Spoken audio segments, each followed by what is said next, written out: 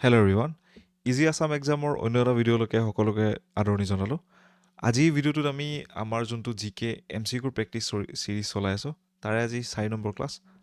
okay so' I believe তোমালোকে গোটেই ক্লাছেছখিনি ভালকৈ কৰি আছা যোনে যোনে কৰি আছা ৰাইট আৰু এই ক্লাছৰ PDF খিনিৰ কাৰণে তোমালোকে আমাৰ টেলিগ্ৰাম চেনেলত জইন কৰিব পাৰা যাৰ লিংক নেকি মই ডিছক্ৰিপশ্যন বক্সত দি থৈ দিছোঁ আৰু তাৰ লগতে আমাৰ চেনেলটো ছাবস্ক্ৰাইব কৰিব পাৰা আগন্তুক আপকামিং যোনটো আমাৰ হাইকোৰ্ট জে এক্সামিনেশ্যন আছে আমি যেতিয়ালৈকে এক্সামিনেশ্যন নহয় ডেইলি ইয়াৰে প্ৰেক্টিছ কুৱেশ্যনছ আপলোড কৰি থাকিম সকলোখিনি ছাবজেক্টছৰ অ'কে সকলোখিনি ইয়াতে পাবৰ কাৰণে তোমালোকে আমাৰ চেনেলটো ছাবস্ক্ৰাইব কৰিব পাৰা আৰু তাৰ লগতে তোমালোকে আমাৰ টেলিগ্ৰাম চেনেলটো ফ'ল' কৰিব পাৰা ঠিক আছে চ' আজি ভিডিঅ'টো আমি ইয়াতে আৰম্ভ কৰোঁ আজি আমাৰ লাষ্ট ক্লাছ হয় ৰিগাৰ্ডিং দি ইণ্ডিয়ান কনষ্টিটিউশ্যন মই যোৱাকালি ক্লাছত কৰিছিলোঁ হয়তো এটা বা দুটা আমি মেক্সিমাম ক্লাছেছ আনিম ৰিগাৰ্ডিং ইণ্ডিয়ান কনষ্টিটিউশ্যন ঠিক আছে চ' আজি অলপ জুডিচিয়াৰী আৰু তাৰে লগত আমাৰ ষ্টেট আৰু চেণ্টাৰ এক্সিকিউটিভ ৰিলেটেড কুৱেশ্যনছখিনি আমি ইয়াতে লৈ আহিছোঁ ঠিক আছে চ' প্ৰথম কুৱেশ্যনটো হৈছে what does the judicial review function of the Supreme court means so' judicial review যোনটো ফাংচন হয় সেই বস্তুটো ইয়াতে কি মিন কৰে জুডিচিয়েল ৰিভিউত বেচিকেলি আমাৰ যিকোনো যদি ল কিছুমান আহে প্লাছ জুডিচিয়াৰী যোনটো ইণ্টাৰপ্ৰিটেশ্যন ৰাইট সেই বস্তুটোকে আমি জুডিচিয়েল ৰিভিউ বুলি কওঁ যোনটো আমাৰ নি কি হয় কেশৱানন্দ ভাৰতী কেছত কোৱা হৈছে as the basic structure of the constitution right যোনটো নেকি ফাৰ্ডাৰ ইনক্লুড কৰিলে আয়াৰ কয়লৰ কেছত ইমান বেছি ডেফটত নগৈ যদি আমি তলৰ অপশ্যনকেইটাৰ পৰা যদি বাছি চাওঁ যে ৰিভিউ ইটছ অ'ন জাজমেণ্ট এইটো নহয় বিকজ এইটো আমাৰ আৰ্টিকেল নম্বৰ 137ত থাকে জুডিচিয়েল ৰিভিউ কেতিয়াও আমাৰ কনষ্টিটিউশ্যনেলি ইয়াতে মেনশ্যন হোৱা নাই ঠিক আছে reviewing the function of judiciary in the country এইটোও নহয় right examining the constitutional validity of the laws so' option C is the correct answer আমাৰ যিমানবিলাক ইয়াতে আইন বনালে নতুন সেইবিলাক সাংবিধানিকভাৱে বৈধ হয় নে নহয় সেই বস্তুখিনি আমাৰ ইয়াতে জুডিচিয়েল ৰিভিউ আণ্ডাৰত চোৱা যায় ঠিক আছে so' undertake the periodic review of the constitution এইটো আমাৰ ৰং অপশ্যন ঠিক আছে right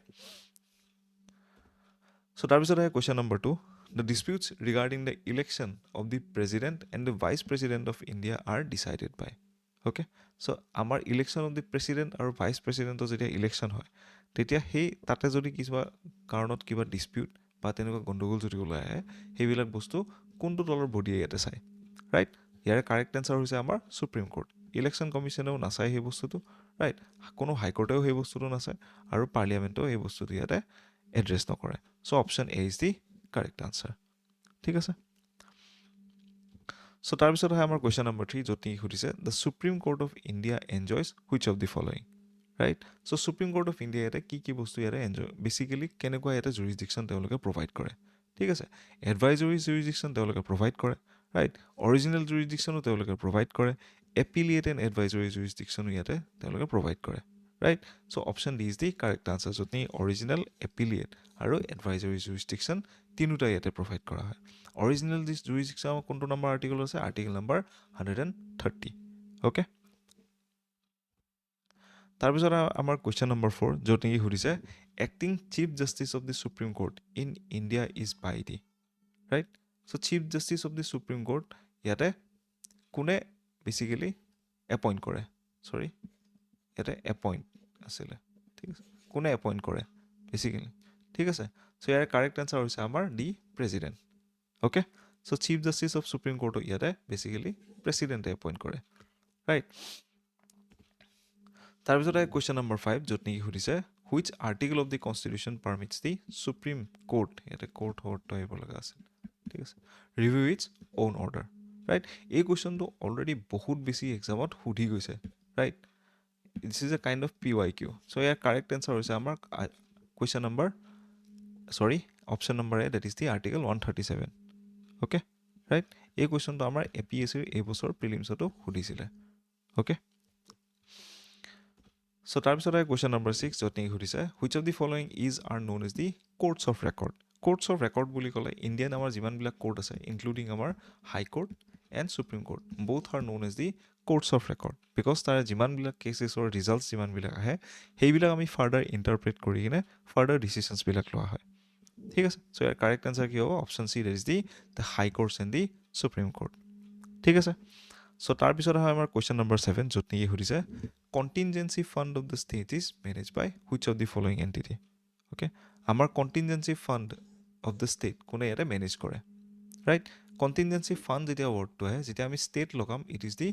governor who manages it right আৰু যেতিয়া আমি কণ্টিনজেঞ্চি ফাণ্ড অফ ইণ্ডিয়া বুলি যেতিয়া আমি ক'ম ইট ইজ দি প্ৰেচিডেণ্ট যোনে নেকি সেই বস্তুটো মেনেজ কৰে আমাৰ ৰাষ্ট্ৰপতিয়ে সেই বস্তুটো চায় ঠিক আছে এতিয়া ষ্টেটৰ যদি কথা কম আমি আমাৰ ৰাজ্যপালে চায় that is the governor of the state option A is the correct answer here ঠিক আছে চ' তাৰপিছত আহে কুৱেশ্যন নম্বৰ 8 য'ত নেকি সুধিছে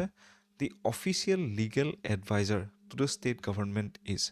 অফিচিয়েল লিগেল এডভাইজাৰ ষ্টেট গভৰ্ণমেণ্টৰ কোন হয়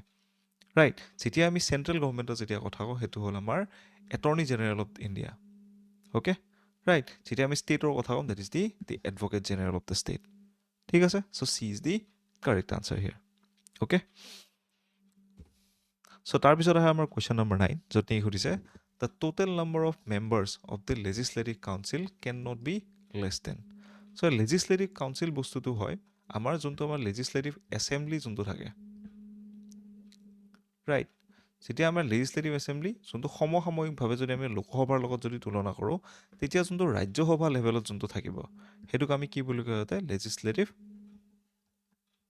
কাউঞ্চিল বুলি কওঁ অসমীয়াত সেইটো আমি কি বুলি কওঁ বিধান পৰিষদ বুলি কওঁ আৰু লেজিছলেটিভ এছেম্বলিটো ইয়াতে আমি বিধান সভা বুলি কওঁ এইটো আমি ৰাজ্যসভাৰ ৰিলেটেড চাব পাৰিম ঠিক আছে আৰু গোটেই এই বস্তুটোকে আমি কি বুলি কওঁ বাইকেমেৰেল লেজিছলেচাৰ বুলি কওঁ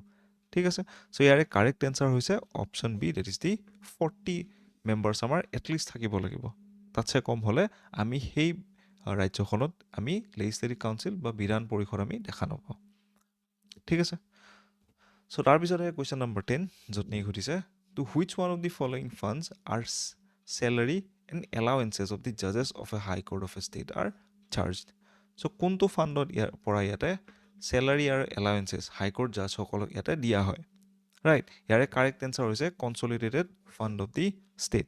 কনচলিডেটেড ফাণ্ড অফ ইণ্ডিয়াৰ পৰা আমাৰ ছুপ্ৰিম কোৰ্টৰ যিখিনিখিনি চাৰ্জেছ আৰু এলাৱেঞ্চেছ সেইখিনি কনচলিডেটেড ফাণ্ড অফ ইণ্ডিয়াৰ পৰা চাৰ্জড হয় চাৰ্জড শব্দটোৰ বেছিক মিনিং হৈছে কোনো ধৰণৰ পাৰ্লিয়ামেণ্টাৰী এক্ট বা ডিচিশ্যন আমি বনাব নালাগে এই পইচাখিনি তাৰ পৰা উইথড্ৰ কৰাৰ কাৰণে ৰাইট কণ্টিনজেঞ্চি ফাণ্ড অফ ইণ্ডিয়াত আমি এইটো ফাণ্ডখিনি কোনে মেনেজ কৰে আমাৰ প্ৰেচিডেণ্টে মেনেজ কৰে আৰু প্ৰাইমেৰীলি সেইখিনি আমি কেতিয়া ইউজ কৰোঁ যেতিয়া ইমাৰ্জেঞ্চি কাইণ্ড অফ চিচুৱেশ্যন হয় ঠিক আছে আৰু কণ্টিনজেঞ্চি ফাণ্ড অন দ্য ষ্টেট আমাৰ কোনে মেনেজ কৰে গভৰ্ণৰে মেনেজ কৰে ঠিক আছে তাৰপিছত আহে আমাৰ কুৱেশ্যন নম্বৰ 11 য'ত নেকি সোধা হৈছে which of the following high courts have the highest number of benches